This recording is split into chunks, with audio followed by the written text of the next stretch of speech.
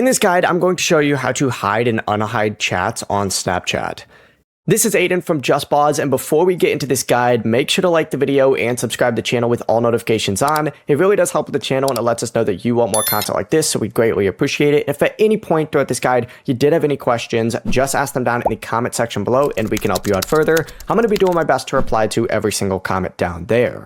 Now, first things first, to hide a conversation, you just need to open up Snapchat and just swipe right from the camera screen to open up your chat screen and just press and hold on whatever conversation it is that you want to hide the chat from.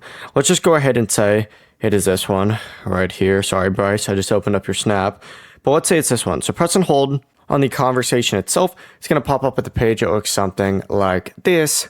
And you need to go ahead and select chat and notification settings. From here, you just got to go ahead and select clear from chat feed if that option is available. And if you don't see that option on iPhone, just tap your profile icon, go to settings, and then open up my privacy and data, and then hit clear data and clear conversations.